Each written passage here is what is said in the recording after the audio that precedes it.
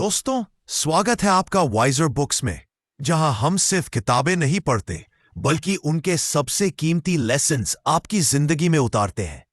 आज की हमारी वीडियो में हम आपके लिए लेकर आए हैं एक ऐसी किताब जो आपके हैबिट्स, माइंडसेट और सक्सेस के तरीके बदल सकती है। तो चलिए शुरू करते हैं और जानते हैं वो सीक्रेट्स जो हर सक्सेसफुल इंसान फॉलो करता है। बट ध्यान रखिए, ये सिर्फ समरी नहीं, ये आपके खुद के लाइफ में ट्रांसफॉर्मेशन की शुरुआत है। मुंबई की एक भीड़ भरी लोकल ट्रेन में बैठे अर्जुन की आंखें खाली थीं। कानों में ईयरफोन्स थे, पर गाना बंद था। फोन की स्क्रीन पर सिर्फ एक नोट लिखा था, मुझे हर बात की परवाह करना बंद करना होगा। ये नोट उसने 3 महीने पहले लिखा था, जब उसकी जिंदगी बिखर चुकी थी। नौकरी छूट गई थी, गर्लफ्रेंड ने कहा तू हमेशा दुखी रहता है, और दोस्त कहते थे भाई तू बहुत नेगेटिव हो गया है। अर्जुन सोचता, क्या वाकई मैं इतना खराब हूं? एक दिन उसने एक सेल्फ हेल्प किताब पढ़नी शुरू की, the subtle art of not giving a fuck. पढ़ते पढ़ते उसे लगा कि यह किताब उसी के लिए लिखी गई है। उसने तय किया कि अब वो अपनी जिंदगी को सीमित परवाहों के हिसाब से जिएगा। हर बात पर ध्यान देने की बजाय वो सिर्फ उन्हीं चीजों पर ध्यान देगा जो सच में मायने रखती है। एक शाम अर्जुन अपने दोस्त वरुण से मिला। वरुण ने कहा, भाई तेरा स्टार्टअप बंद हो गया, तेरी गर्लफ्रेंड चली गई, तू लूजर हो गया है। अर्जुन मुस्कुराया, शायद हां, लेकिन अब मैं हर चीज को दिल से नहीं लगाता। मेरी परवाहें अब गिनी चुनी है और मैं उन्हें ध्यान से खर्च करता हूं। वरुण हंस पड़ा, तेरा दिमाग फिर गया है। अर्जुन ने सिर हिलाया, नहीं भाई, अब दिमाग ठीक हुआ है। उस दिन अर्जुन ने अपनी डायरी में 5 बातें लिखी जिन पर अब वो सच में ध्यान देगा। खुद की ग्रोथ, अपनी राइटिंग, फैमिली, ऑनेस्टी, हेल्थ, बाकी सब। उसने कहा अब कोई जरूरत नहीं।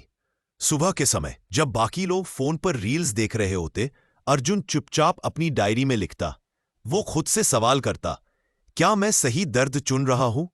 क्योंकि किताब में लिखा था, Who you are is defined by what you're willing to struggle for। वो समझ गया था कि हर किसी को संघर्ष करना ही पड़ता है। फर्क बस इतना है कि हम कौन सा संघर्ष चुनते हैं। पहले वो हर छोटी बात पर टूट जाता था। किसी का मैसेज नहीं आया तो दुखी, बॉस ने कुछ कह दिया तो गिल्ट। अब वो खुद से पूछता, क्या ये मेरी प्रायोरिटी है? क्या इसे लेकर सच में परेशान होना चाहिए? ज्यादातर जवाब होता नहीं। एक दिन वो मरीन ड्राइव पर बैठा था, वेव्स को देख रहा था। बगल में बैठी एक लड़की स्केच बना रही थी। उसने कैजुअली पूछा, क्या तुम्हें कभी लगता है कि लाइफ बेकार है?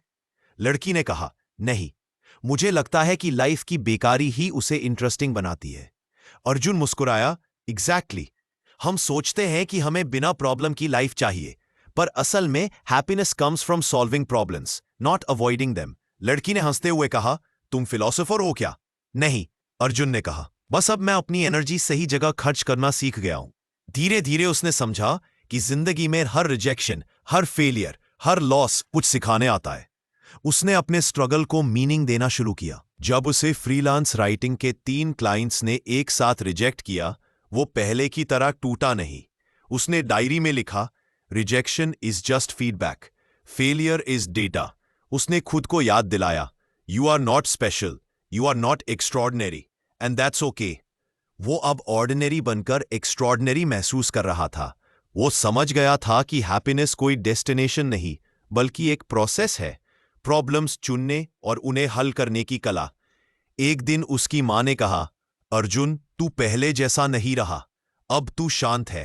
अर्जुन मुस्कुराया, पहले मैं हर बात को कंट्रोल करने की कोशिश करता था, अब मैं बस वो चीजें कंट्रोल करता हूं जो मेरे हाथ में है। रात को टेरेस पर बैठकर वो खुद से बातें करता, मैं जो भी हूं वो मेरी चॉइसेस की वजह से हूं। अगर मैं कमजोर हूं तो ये भी मेरी जिम्मेदारी है। वो जानता था कि जिम्मेदारी लेना गिल्ट लेने जैसा नहीं है, ये पावर लेने जैसा है। किताब की एक लाइन उसके मन में गूंजती रहती, taking responsibility for your problems is the first step toward solving them. कभी कभी जब लोनलीनेस उसे पकड़ लेती, तो वो खुद को याद दिलाता कि ये भी ग्रोथ का हिस्सा है। वो अपने डर से भागने की बजाय उसे ऑब्जर्व करता। वो मेडिटेशन नहीं करता था, पर हर दिन एक सवाल पूछता, आज मैंने क्या ऐसा किया जो मेरे पीस में कंट्रीब्यूट करता है? जवाब चाहे छोटा हो, जैसे मां के साथ खाना खाया, फिर भी फर्क महसूस होता। एक शाम वो अपने पुराने दोस्त पंकज से मिला, जो अब एक बड़ी कंपनी में मैनेजर था। पंकज ने कहा, भाई तू तो एकदम फेलियर लग रहा है। अर्जुन ने शांत होकर कहा, शायद हां, पर अब मुझे सक्सेस की उतनी भूख नहीं है। मुझे बस मीनिंगफुल प्रॉब्लम्स चाहिए। पंकज ने हंसते हुए कहा, तू तो पूरा फिलोसोफर बन गया।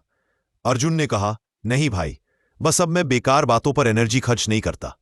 उस दिन अर्जुन को अपने अंदर एक अजीब सी शांति महसूस हुई। वो समझ गया था कि खुद की पीस दूसरों की अप्रूवल से कहीं बड़ी है। एक रात जब वो अपने कमरे की दीवार पर टंगे कोट को देख रहा था, certainty is the enemy of growth, तो उसने खुद से कहा, मुझे नहीं पता आगे क्या होगा, पर यही तो मजा। वो अब अनसर्टेनिटी से डरता नहीं था। पहले वो सोचता था कि उसे सब कुछ कंट्रोल करना है। अब वो समझ गया था कि कंट्रोल की चाह ही एंजाइटी का रूट है। अर्जुन अब हर सुबह सिर्फ 3 शब्दों के साथ दिन शुरू करता, चूज वाइजली टुडे। वो छोटे डिसीजंस में भी वही फिलॉसफी अपनाता। किससे बात करनी है, कहाँ टाइम देना है, किससे नहीं। उसे एहसास हुआ कि बाउंड्रीज रखना सेल्फिशनेस नहीं, सेल्फ रिस्पेक्ट है। एक बार वो एक वर्कशॉप में गया, जहां लोगों से पूछा गया, व्हाट्स योर ड्रीम। सबने कुछ बड़ा कहा, पैसा, नाम, लग्जरी लाइफ। अर्जुन ने कहा, मेरा ड्रीम है कि मैं बेकार चीजों की परवाह करना बंद कर दूं। सभी हंसने लगे, पर अंदर से अर्जुन जानता था कि यही सबसे मुश्किल और सबसे वैल्यूएबल स्किल है। धीरे धीरे उसकी राइटिंग पॉपुलर होने लगी। एक ब्लॉग वायरल हुआ, the power of caring less. लोगों ने कहा, तूने हमारे दिल की बात लिख दी। अर्जुन ने सोचा, मैंने तो बस अपने ट्रूथ को लिखा। वो जानता था कि मैच्योरिटी का मतलब यही है, learning to care only about what's truly worth caring for. अब उसे समझ आने लगा था कि हर इंसान अपनी प्रॉब्लम्स के साथ आता है और उन्हें अवॉइड नहीं, सॉल्व करना ही पीस देता है। उसने अपने फेलियर्स को सेलिब्रेट करना शुरू किया, क्योंकि हर फेलियर ने उसे थोड़ा बेटर बनाया। एक रात उसने डायरी में लिखा, मैं अपनी लाइफ का हीरो नहीं, ऑब्जर्वर हूं। हर सीन मुझे कुछ सिखाता है, हर रिजेक्शन मुझे बेहतर बनाता है, हर लॉस मुझे सिखाता है कि मुझे किस चीज पर ध्यान देना चाहिए। उसने खुद को एक नया नाम दिया, सिलेक्टिव थिंकर। अब वो हर चीज को फिल्टर करता, क्या ये मुझे ग्रो कराएगी, क्या ये मेरे वैल्यूज के साथ अलाइंड है। अगर नहीं तो बस एक शब्द, छोड़ दो। वो अपने पास्ट को देखकर गिल्ट नहीं करता था। उसे पता था, we suffer because we expect to suffer less. अब वो दर्द को दुश्मन नहीं मानता, वो उसे टीचर मानता था। एक दिन वही लड़की जो मरीन ड्राइव पर मिली थी, अचानक एक कैफे में दिखी। उसने हंसकर कहा, तो सिलेक्टिव थिंकर अब भी परवाहें गिनता है। अर्जुन मुस्कुराया, अब तो और भी कम हो गई है, लेकिन जो बची हैं वो बहुत कीमती है। लड़की ने कहा, तुम्हें देखकर लगता है कि पीस कोई मेडिटेशन से नहीं आती, वो क्लैरिटी से आती है। अर्जुन ने कहा, एग्जैक्टली। जब पता होता है कि किसे इंपॉर्टेंस देनी है और किसे नहीं, तब लाइफ सिंपल हो जाती है। उस रात अर्जुन घर आया और खिड़की से आसमान देखा। शहर की भीड़, आवाजें, ट्रैफिक सब पहले जैसा था। बस एक फर्क था, अब वो सब देखकर परेशान नहीं होता था। उसे एहसास हुआ कि लाइफ बदलती नहीं, नजरिया बदलता है। और उस नजरिए की शुरुआत एक सिंपल लाइन से हुई थी, the key to a good life is not giving a fuck about more, it's giving a fuck about less. कुछ महीने बीत गए। अर्जुन अब हर दिन को एक नए नजरिए से देखने लगा था। पहले वो हर सुबह किसी नोटिफिकेशन या मैसेज से अपनी मूड तय करता था। अब वो अपनी चॉइस से दिन शुरू करता था। वो अब जान चुका था कि जिंदगी में हर बात पर प्रतिक्रिया देना जरूरी नहीं, असली ताकत साइलेंस और क्लैरिटी में होती है। एक दिन अर्जुन को अपने एक पुराने दोस्त की शादी में जाना था। वहां सब अपने अचीवमेंट्स की बात कर रहे थे, कौन कहाँ गया, किसने कितनी सैलरी बढ़ाई। अर्जुन बस मुस्कुरा रहा था। किसी ने पूछा, भाई तू अब क्या कर रहा है। अर्जुन ने हंसते हुए कहा, मैं अब सिर्फ वही कर रहा हूं जो मुझे अंदर से मीनिंगफुल लगता है। किसी ने ताना मारा, मतलब कुछ नहीं। अर्जुन ने मुस्कुराकर कहा, कभी कभी कुछ न करना भी बहुत कुछ होता है। उस रात वो घर लौटा तो टेरेस पर बैठ गया। उसने खुद से कहा, हर दिन मैं चुनता हूं कि मुझे किस चीज की परवाह करनी है और किसकी नहीं। यही असली आजादी है।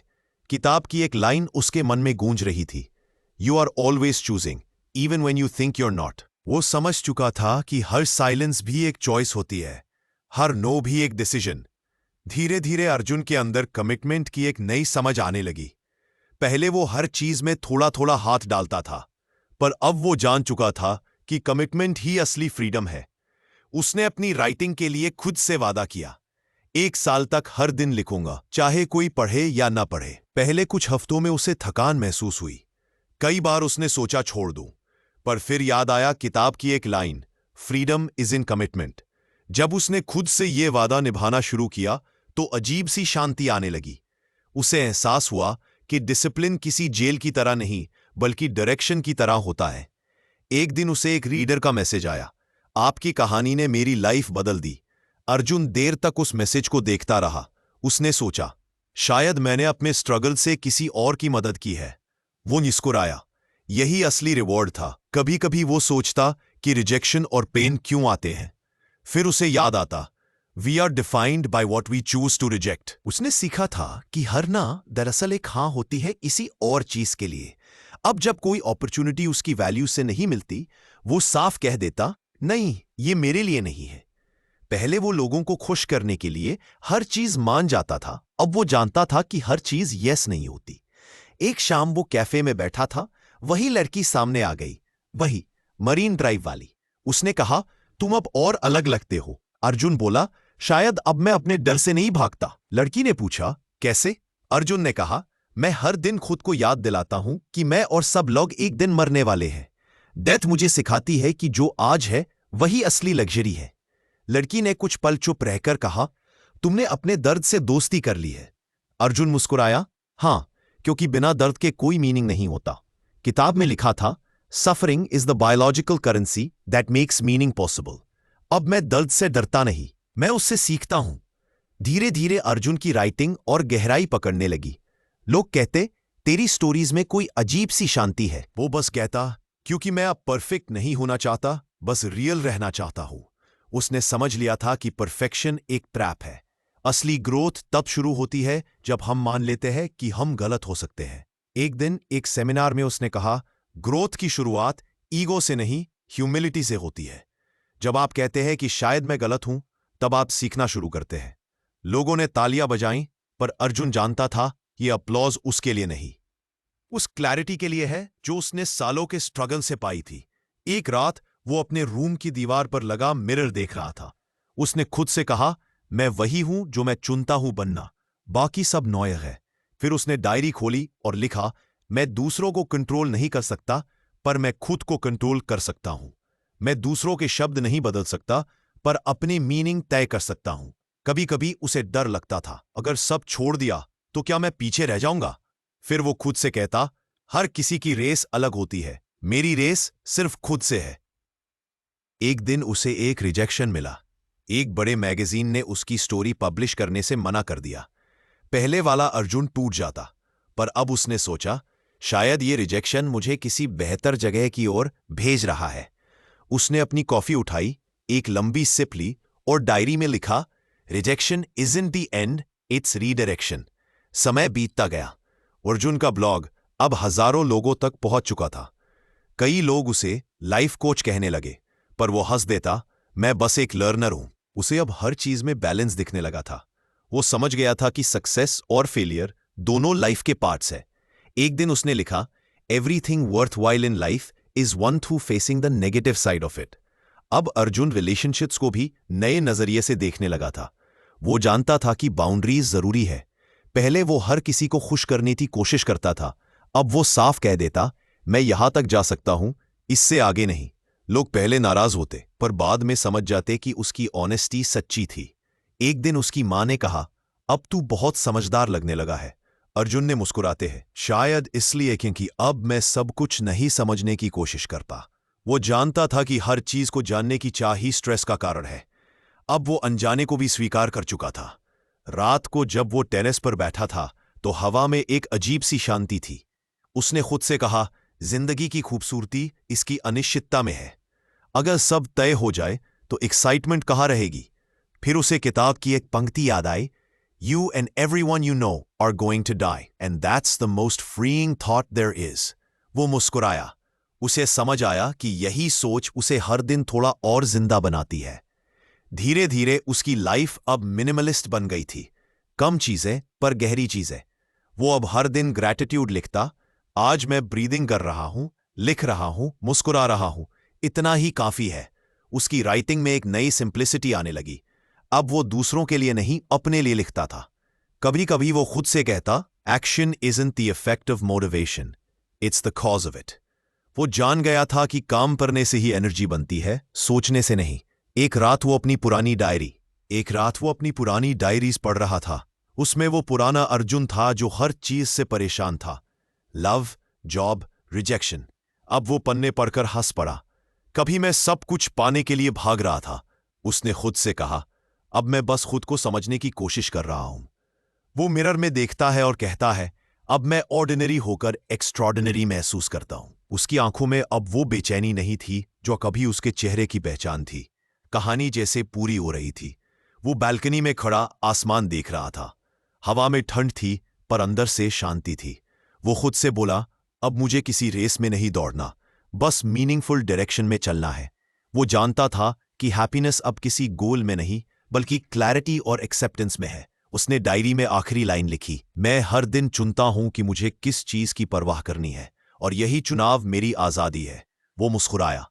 उसे एहसास हुआ कि जिंदगी में सबसे बड़ी ताकत उस आदमी के पास होती है जो जानता है कि उसे किन बातों की परवाह नहीं करनी चाहिए। आसमान में चांद था, हवा चल रही थी, और अर्जू। उसने आंखें बंद की और धीरे से कहा, अब मैं सच में जिंदा हूं। दोस्तों, अगर आर्यन अपनी जिंदगी फिर से सजा सकता है, अगर उसने खुद को दोबारा खोज लिया, तो हम भी कर सकते हैं। फर्क बस इतना है कि उसने शुरुआत की, और तुम भी आज कर सकते हो। याद रखो, चेंज आसान नहीं होता, पर पॉसिबल हमेशा होता है। अगर ये कहानी तुम्हें थोड़ी सी भी मोटिवेशन दे गई हो, तो कमेंट में लिखो, I choose peace over chaos, और इस वीडियो को लाइक करो। शेयर करो अपने उन दोस्तों के साथ जिन्हें खुद को फिर से खोजने की जरूरत है।